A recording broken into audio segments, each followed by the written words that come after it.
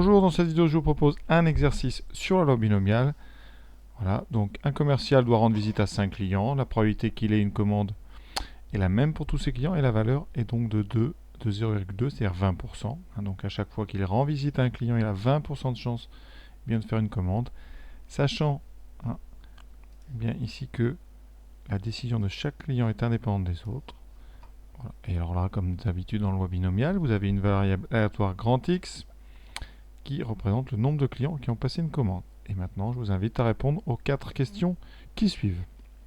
Alors la première question est assez évidente, non pas parce que c'est facile, mais parce que le titre de la vidéo, c'est la loi binomiale. Donc la loi, évidemment ici, c'est une loi binomiale. Alors, pourquoi? Alors qu'est-ce qu'on a ici? Vous avez donc un commercial qui rend visite à 5 clients. Et à chaque fois, il a donc une probabilité de 0,2 de faire une commande. Et chaque client prend une décision indépendante des autres décisions. Donc tout ça, on est vraiment là dans le cadre d'une loi binomiale. Alors qu'est-ce qu'il faut dire? Bien ici, donc, on a un schéma de Bernoulli. Ce schéma de Bernoulli, c'est la répétition de 5 épreuves de Bernoulli. Et cette épreuve de Bernoulli, c'est donc obtenir une commande. Alors, pour répondre à cette question, il faut toujours dire les mêmes choses. D'abord, il faut vraiment souligner l'indépendance. Ici, elle est dans le texte. Donc vraiment, il faut que le mot indépendant apparaisse dans votre rédaction. Donc je l'ai répété ici 2 fois, mais à vous un petit peu d'adapter avec l'exercice. Donc ce qu'il faut dire, c'est qu'on répète 5 fois une épreuve de Bernoulli. Donc l'épreuve de Bernoulli, c'est justement aller chez un client et obtenir une commande. Et on la répète 5 fois. Cette répétition, eh bien, elle est faite de façon identique à chaque fois et chaque épreuve est indépendante des autres. Ainsi, eh bien, vous êtes dans le cadre d'un schéma de Bernoulli et donc x va suivre la loi binomiale B5,02, c'est-à-dire de paramètres n égale 5 et p égale 0,2. P, c'est donc la probabilité du succès pour grand X. Comme grand X, on compte le nombre de clients qui ont passé une commande. Eh bien, pour P, il faut prendre la probabilité d'obtenir une commande chez un client.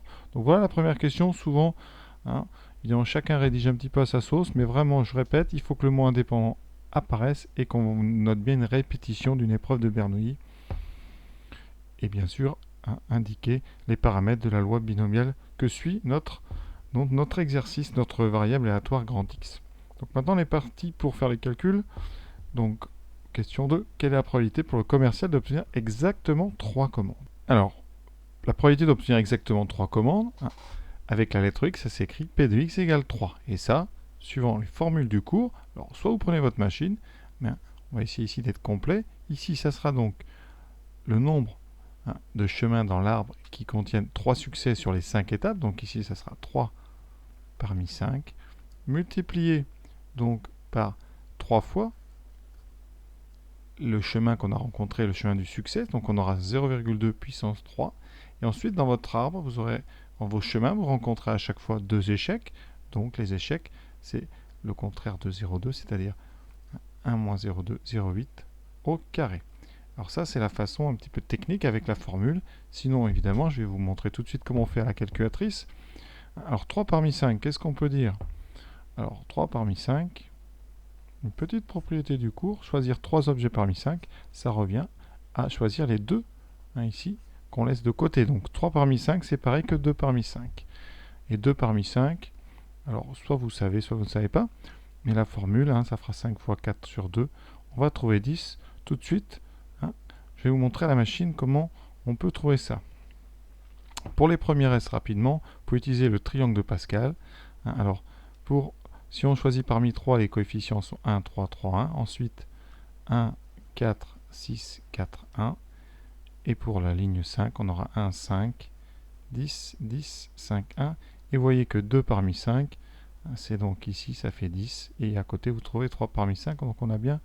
Voilà. Alors pour ceux qui ne connaissent pas le triangle de Pascal, je vous invite à voir des vidéos là-dessus.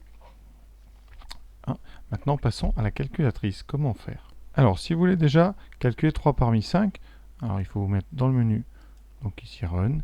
Alors là, vous videz tout ce qu'il y a. Si vous voulez faire un petit peu de place avec votre Casio, voilà, je supprime tout. Donc ici, 3 parmi 5, vous trouvez ça dans Options. Et il faut trouver évidemment l'option Proba, donc on est là. Et c'est NCR, donc on tape 5, ça sera N. Ensuite, combinaison et 3.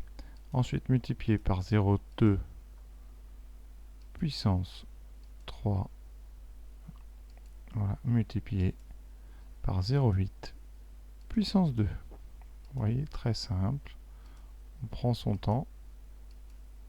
Alors pour les puissances 2, vous pouvez utiliser le carré si vous voulez. Valider. Et ici, donc je viens inscrire le résultat. Voilà, ça fait 0,0512.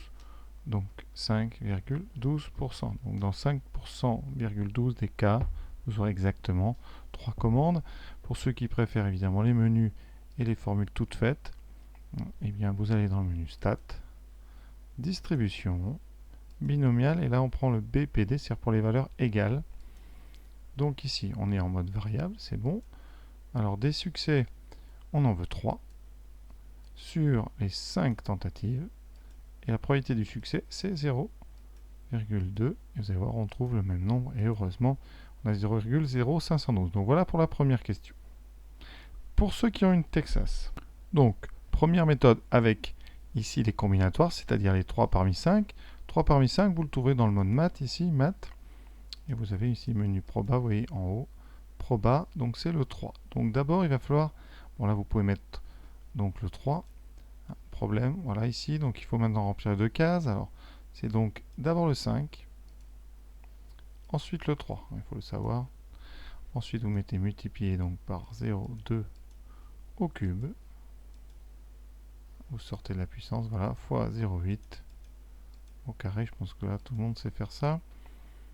Voilà, donc on a bien 0,512, 0,0512. Et ensuite, si vous préférez le menu, eh bien donc on va dans distribution, ça dépend évidemment dans quelle série vous êtes. Et ici vous allez donc descendre jusqu'à temps que vous allez sur ABC, et donc vous prenez A. Vous tapez binôme, nombre d'essais, donc là on a fait 5 tentatives. Voilà. La probabilité du succès c'est 0,2. Et on veut ici nous exactement donc 3 commandes. Voilà, vous appuyez sur coller, vous validez et on trouve bien 0,0512. Voilà. Troisième question. Alors la probabilité de n'obtenir aucune commande. Alors grand X c'est le nombre de commandes. Donc ici c'est la probabilité que X soit égal à 0. Alors ça, on peut très bien faire sans la loi binomiale. Donc si vous ne faites pas de loi binomiale, c'est-à-dire qu'à chaque fois, il y a eu un refus de commande. C'est-à-dire qu'à chaque fois, vous avez eu bien 80% de chances que ça arrive. Vous reproduisez ça 5 fois de suite de façon indépendante. Vous aurez 0,8 fois 0,8 fois 0,8 fois 0,8 fois 0,8, donc 0,8 puissance 5. Pour ceux qui utilisent la formule, voilà, je l'indique dessous. Ici, donc on aura k parmi n. Ici, on a dit n vaut les 5. Donc on aura 0 parmi 5, multiplié par p puissance k. Donc ici, c'est 0,2 puissance donc 0 fois 0,8. Ça c'est 1 moins p. Fois donc 5 moins 0, donc 5. Alors il faut savoir donc deux choses. Premièrement, 0 parmi 5, il faut savoir que ça fait 1. Et ensuite, 0,2 puissance 0, ça fait aussi 1. La puissance 0 d'un nombre non nul, c'est 1. Il vous reste 0,8 puissance 5. Vous voyez qu'on a bien les mêmes résultats. Donc là, tout de suite, la machine, donc soit avec cette formule, soit avec les menus, on va faire les deux. Donc on commence tout de suite avec la Casio. Je répète. Donc on va dans Options. On va chercher ici le deuxième menu, Proba. Et là, vous appuyez sur NCR. Donc ici, avant, on va mettre donc c'est 0. Pardon, il faut mettre le grand nombre avant, excusez-moi, c'est 5. Et donc après c'est 0. Voilà, d'ailleurs si vous appuyez, vous allez voir, ça donne bien 1. Vous voyez. Donc ici vous aurez donc votre nombre 1 multiplié par donc 0,8 puissance 5. Voilà. On valide, on trouve. Donc je note tout de suite 0,32. Alors ici je vais arrondir à 4 chiffres, ça fait 32,77 à peu près, 32,77%. Alors pour ceux qui préfèrent les menus, on fait tout de suite. Au menu, on va dans Stat, voilà. Distribution, vous commencez à savoir. Là, je prends P de X égale variable. Donc l'avantage ici, c'est qu'on ne va pas tout changer. Il n'y a que X qui change. Ici, ça sera donc 0 succès. On valide. Vous voyez qu'on a le même résultat. Avec une Texas maintenant. Donc, on prend menu maths. Vous allez en proba. Voilà. Bougez pas, j'ai cliqué trop vite. Je reprends, menu maths. Probabilité, on descend. combinaison. Voilà, c'est ça que je cherchais. Donc ici, 0. Donc on commence d'abord par le grand, 5. C'est 0 parmi 5. Voilà, vous validez, vous voyez, ça donne bien 1. Il vous reste donc 0,8 puissance 5 à faire. Voilà, on obtient bien le même nombre. Pour le menu, on va y aller quand même. Comme ça, vous l'aurez fait plusieurs fois. Donc je descends. Voilà, binôme ici FDP. Nombre d'essais, c'est déjà rentré. P est déjà rentré. Il reste à changer la valeur de X, ce qui nous donne 0. On colle et on obtient bien le même résultat. Voilà, reste une dernière question, la 4. Alors, au moins 2 commandes, ça veut dire que la valeur de X est au moins égale à 2. Donc ça, c'est P de X supérieur ou égal à 2. Alors, comment faire ça? Donc déjà, je vous rappelle que la machine, par exemple, si vous voulez faire la machine ne fait que des inférieurs ou égales, donc il faudra transformer. Ensuite, si vous voulez utiliser la formule P de X supérieur ou égal à 2, comme X prend des valeurs entre 0 et 5, ça veut dire qu'il va falloir calculer P de X égale 2, plus P de X égale 3, plus P de X égale 4, plus P de X égale 5, et faire la somme. Donc c'est un petit peu long, on a 4 calculs à faire. C'est pour ça que je vous conseille plutôt de passer par le contraire. Le contraire dans X supérieur ou égal à 2, c'est donc X strictement plus petit que 2. Donc on va faire 1 moins P de X strictement plus petit que 2. Et comme tout, ici il y a une parenthèse en trop, pardon, comme X prend des valeurs entières, X strictement plus petit que 2, qu'est-ce qui vous reste? Eh bien, comme X vaut 0, 1, 2, 3, 4 ou 5, s'il est strictement plus petit que 2, ça veut dire qu'ici, votre X vaut donc une valeur inférieure ou égale à 1. Donc là, à la rigueur, vous pouvez prendre la machine, ou alors calculer P de X égale 0, plus P de X égale 1. Voilà les deux que je vous conseille. Alors, ceux qui veulent utiliser les menus, eh bien, vous allez utiliser cette formule-là. Ceux qui utilisent la formule avec les combinatoires, vous allez utiliser celle-là. Alors souvent, quand on a x inférieur ou égal, on prend le menu parce que parfois, on peut avoir beaucoup de calculs. Ici, vous n'avez que 2 calculs, donc on va pouvoir les faire et comparer tout ça. Alors, je vais faire les 3 ici que j'ai proposés. On va d'abord faire P de x égale 2, plus 3, plus 4, plus 5. Alors, pour faire ça, on peut essayer d'utiliser un tableau. Alors, pour faire un tableau, vous allez dessus, vous enlevez tout ce qui est écrit, alors voilà, et ensuite, vous allez donc dans Catalogue, ici, et vous allez chercher la loi binomiale. Alors, bougez pas, j'ai raté. Voilà, Catalogue. Vous allez ici dedans, vous tapez sur la lettre B, et vous allez chercher binomial PD, celle qui fait les égales. Là, vous tapez la variable, donc grand X, et ensuite les deux paramètres. Donc ici, on a une loi binomiale 5 et 0,2. Pour la virgule, vous savez, on met un point. Vous validez. Vous réglez votre tableau ici de 0 à 5, ça c'est parfait avec un pas de 1. Voilà, et vous n'avez plus qu'à faire un tableau de valeurs. Il vous donne ici toutes les propriétés qui vous intéressent. Alors P de X égale 2, alors je vais les noter comme ça. Et puis on fera l'addition. Donc ici 0,3276 plus, pardon, j'ai mis le mauvais. Ici, moi, ça c'est pas dans l'ordre. Dis-moi, il me faut P de X égale 2, donc c'est celle-là. Voilà. Il me faut 2, 3, 4 et 5. Les voilà, je les ai tous. Donc la première, donc vous voyez, 0,2048. Ensuite, moi, je vais les mettre tout de suite, on fera l'addition après. Plus 0,0512.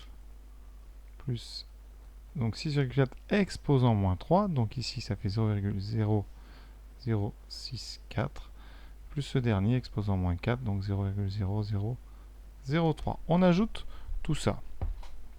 Alors pour ajouter, bien évidemment, vous sortez du menu, là, petite addition classique. Voilà, j'ai fait le calcul, on trouve ici 0,2627, donc 26,27% à peu près. Alors si vous utilisez bien P de X inférieur ou égal à 1, donc là, on va dans le menu. Alors je vais faire le dernier d'abord parce que j'ai toute la liste des valeurs ici dans mon tableau, donc je retourne ici donc dans mon tableau qui était, bougez pas, voilà, tableau, donc ici les deux premières c'est P de X égale 0 et P de X égale 1, donc je note, ça fera 1 moins 0,3276 plus 0,4087, voilà, je fais les calculs pour vous prouver quand même qu'on a la même chose. Donc 1 moins parenthèse, donc 0,3276 plus 0,4096. On valide. Et on trouve 26,28. Alors c'est dû aux erreurs d'arrondi que j'ai peut-être. Donc ici, toujours penser à prendre plus de décimales que prévu. Donc on va arrondir évidemment à 26,3 comme ça. On ne commettra pas d'erreur. Donc dans les deux cas, donc ici réponse P de x supérieur ou égal à 2, c'est 0,26, on a dit 3. Alors pour ceux qui veulent utiliser juste P de x inférieur ou égal à 1, ben là vous pouvez évidemment, c'est le menu qui va tout faire, vous n'avez rien à faire. Donc vous allez dans le menu stat, distribution binomiale, là vous faites BCD qui fait inférieur, et donc x inférieur ou égal à 1. Voilà, et on a toujours les bons paramètres, on valide, on note et on va faire une soustraction, on va faire 1 moins ça. Donc ici, je note 1 moins 0,73 728. Donc là, vous êtes obligé de ressortir si vous avez fait comme ça. Vous faites donc 1 moins 0,73 728 et vous voyez qu'on trouve la même chose, 26, 27. Donc voilà. C'est normal qu'on trouve les décimales un petit peu différentes à la fin, parce qu'on fait plusieurs arrondis. Donc rien de dramatique. Voilà, avec une Casio, tout ce que je pouvais vous montrer. Donc le résultat, évidemment. Est-ce que le commercial a-t-il plus d'une chance sur deux d'obtenir au moins 2 commandes? Eh bien, c'est faux, puisqu'il a même pas, il est tout juste à une chance sur 4. Maintenant, avec une Texas. Alors, on va faire exactement la même chose. Je vais vous montrer comment on fait avec un tableau. Donc ici, vous faites f de x. Alors, j'efface tout ce qu'il y a déjà pour vous montrer comment on fait en même temps. Voilà. On peut même appuyer sur annule, je crois que ça va plus vite. Donc ici, il faut taper une loi binomiale. Donc vous allez la chercher directement dans le menu distrib. Voilà, alors elle est en A ici. Donc si vous voulez en A, et vous indiquez ici, donc nombre d'essais 5, P égale 0,2, valeur de x égale, alors là vous ne mettez pas 0 évidemment, vous mettez grand X. On colle, voilà, et là vous avez tout qui se fait tout seul, c'est l'avantage. C'est juste à régler maintenant la définition de la table. Ici on part de 0 et on va de 1 en 1. Il n'y a plus qu'à aller dans la table. Et voilà, vous avez toutes vos valeurs. Vous les reconnaissez, celles que j'ai sorties tout à l'heure. Donc je vais vous les souligner au fur et à mesure. Donc vous voyez ici, on a donc la première 0,3277. Vous voyez, donc il y a des petites erreurs d'affichage. Alors ici, 77. Vous voyez ici, en fait, on fera bien attention. Ici, c'est bien arrondi. Donc on va aller regarder sur la Casio ce qui se passait. Alors sur la Casio, le menu. Donc ici stat, on va y retourner. Non, c'était pas dans stat, c'était dans donc table. Voilà. Que nous dit l'arrondi? Voilà, le premier est marqué 76. Ici, vous ferez attention parce que ce qui est affiché ici dans une Casio, c'est une troncature. Donc vous voyez ici, c'était en fait 768. Donc normalement, vous ferez bien attention à venir. Le dernier chiffre ici, il n'est pas très fiable. Donc là, ici, j'aurais pu répondre. Ici, c'est à cet endroit-là, on fera attention sur une Casio. Donc, le premier, c'est 77. Celui-là, voilà. Donc, avec la Texas, on vérifie tout. Alors, je vais rester en jaune parce que ça se voit mieux. Voilà, donc, on a bien le 0400, 4096, vous voyez, le 2048, on l'a. 512, ici, on n'a que des puissances de 2, d'ailleurs, si vous reconnaissez. Et ici, celui-là. Donc, tous les résultats ici que vous allez obtenir, donc dans les deux formules, ça marche. Voilà. Prenez un petit peu de marge sur les décimales, comme ça, évidemment, ces petites erreurs d'arrondi, elles n'entreront pas en ligne de compte à la fin. Pour le inférieur strictement à 2, même raisonnement, on va faire 1 moins p de x inférieur ou égal à 1, et là on va utiliser la machine. Alors la machine, là c'est l'autre, donc ici quand vous allez dans distribution, évidemment il faut passer par le frep, c'est-à-dire inférieur ou égal. Ici, bon, il a tout affiché, mais c'est pas ce que je voulais faire. Voilà. Vous allez donc dans le menu distribution et vous tapez sur frep. Ici, nombre d'essais. Donc on a 5 essais. Le succès ici, c'est 0,2. Et la valeur de x, on indique ici, si je veux faire inférieur ou égal à 1, je mets un 1. Oui, et j'obtiens. Alors ici, si vous voulez faire la soustraction, vous allez devant. Voilà, et vous mettez insérer. 1. Et on insère encore. Voilà. On va insérer ce petit symbole. 1 moins. Voilà, vous n'avez plus qu'à cliquer. Le résultat 0,26272 apparaît. Tout de suite, donc on a bien notre résultat ici que j'avais trouvé au début. 0,263. Donc voilà. L'exercice assez simple dans sa forme. On a vraiment les calculs directs. Après, voilà, à vous de choisir la méthode. Évidemment, ça dépend des séries. En STMGES, on fait souvent tout à la calculatrice. En S, vous pouvez très bien faire avec la formule et les combinatoires. Ça marche très bien. Bon, seul endroit où finalement on est bloqué, c'est quand même dès qu'on a des supérieurs ou égales, c'est peut-être pas mal de faire la machine. Voilà. Donc, à vous de voir, et puis j'espère que je vous ai amené un petit peu plus sur la calculatrice, sur les lois binomiales, et à très bientôt.